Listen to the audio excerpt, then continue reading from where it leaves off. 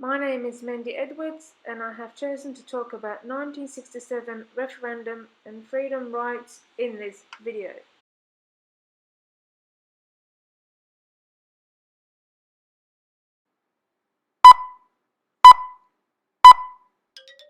What is the 1967 referendum? The 1967 referendum was a landmark achievement for Indigenous Australian, following decades of Indigenous and non-Indigenous activism.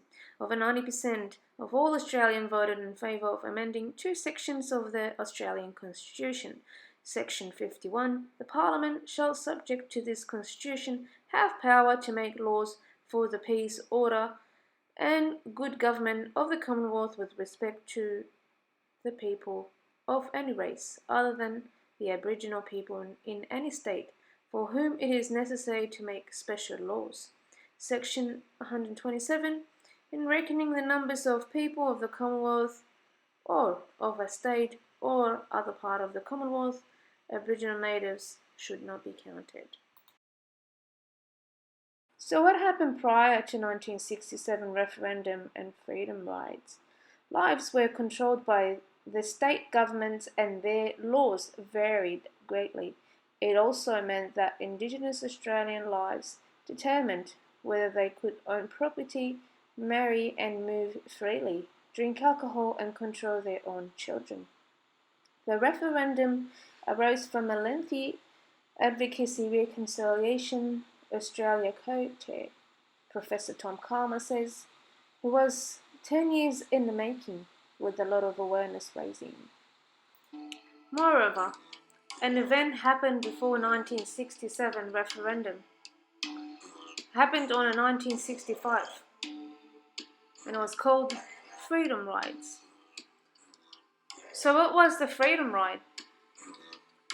It was a very significant event in Indigenous and white Australian race relations during a time when Aboriginal and Torres Strait Islander peoples did not have the right to vote.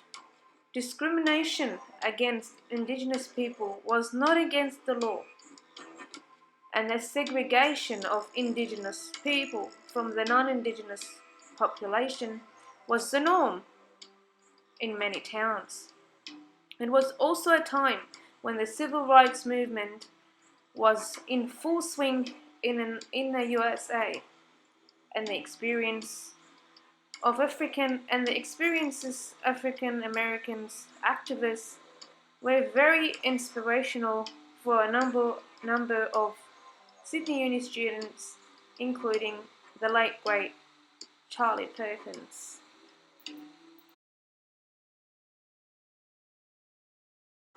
So in 1965, Charles Perkins led the Freedom Rides, a student tour of rural New South Wales calling for an end to discrimination against Indigenous people in many country towns.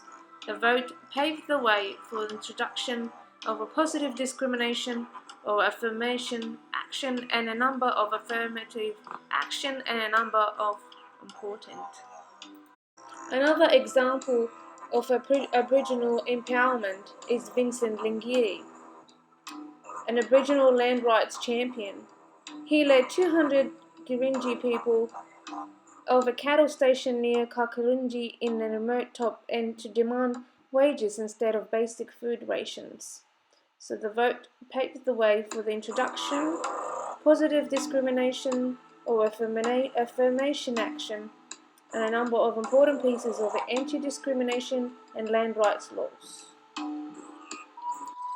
Also, a survey conducted in Wollongong and New South Wales South Coast by Joe Ho and Joe McGuinness. Joe Ho, white communist and activist Joe McGuinness, undertook study of living conditions of seasonal vegetables pickers on the New South Wales South Coast. In the 1961, a survey about housing and working condition of the seasonal workers undertaken in Illawarra was the first sociological investigation, and the survey results were shocking. Indictment of inequality, discrimination, and poor treatment. For instance, pickers were earning £5 for a week of 12 hours a day, while the minimum wages was £14 for 8 hours a day. The study also reported that when family travelled through a town, since they weren't permitted to stay in a boarding house, the women and children would routinely sleep in the railway station and the men in the park. Furthermore, the survey indicated that on the south coast, people were excluded not only from pubs and pools, but also from schools and had to deal with discriminations in the shops and picture theatres. They could not even get a haircut in any shop. Aboriginal people also weren't allowed to touch or try on clothes in a dress shop. They couldn't be served at a cafe, and they weren't allowed to drink alcohol. Moreover, it allowed the gradual development of a new definition, Aboriginality, based on community and self-identification rather than just a person's genetics. Contrary to popular belief, it did not grant Indigenous Australians citizenship or the right to vote, which they already had. The groundbreaking referendum was a powerful symbol or recognition, but was the beginning of an unfinished journey to equality. So what did the referendum achieve? Constitutionally, the 1967 referendum skewed amendment of Section 51 and the deletion of Section 127. The former section specified the federal parliament could make laws with respect to the people of any race other than the Aboriginal race in any state, for whom it is deemed necessary to make special laws. The words other than the Aboriginal race in any state were deleted. The latter section stipulated that in reckoning the numbers of people of the Commonwealth of a state of other part of Commonwealth, Aboriginal natives shall not be counted. Neither sections prevented Aboriginal people from exercising the same legal rights as other Australians. The rights of Aboriginal were abridged not only by the Constitution, but the laws enacted by the federal and state parliaments. Further, Mike Donalds stated that 2017 was the 50th anniversary of this successful constitutional referendum on Aboriginal matters. The referendum provided a vehicle for a change by empowering the Commonwealth to intervene in Aboriginal affairs and take responsibility away from the states, which had a terrible history of protectionism and assimilation. The Communist Party and left unions were vital forces supporting Aboriginal people. Mike Donaldson acknowledges their parts. How does this relate to social work practice? Power is a concept often discussed as a fundamental to the relation between professionals and the society in which they operate. However, one rarely conceptualized as both products and producer of relationships. Foucault concepts and analysis of power offers different strategies to understand how discourse produced within a network of disciplinary activities and embed in social policy construct social workers' experiences and their identities, as well as their experiences of identities and those whom they interact. Further, reflective practice is important in social work practice to ensure individual work practice are grounded in awareness of cultural biases.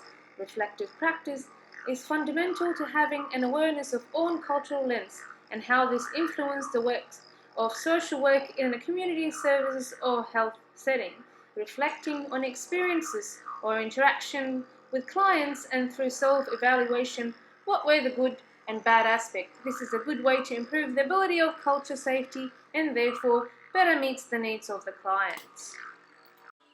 Lastly, it is important for social worker to be a culturally competent, culturally safe, and have a sensitive practice.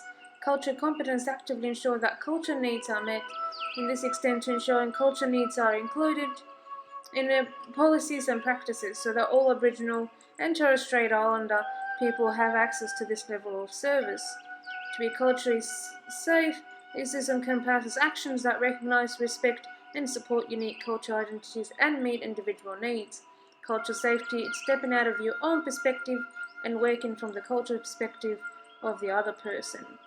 And finally, sensitive practice. Social workers will culturally sensitive practice by acknowledging the significance of culture in their practice and on culture's identities, views, and biases can have on their practice and culture different clients and colleagues. This is conclude my video. Thank you for watching.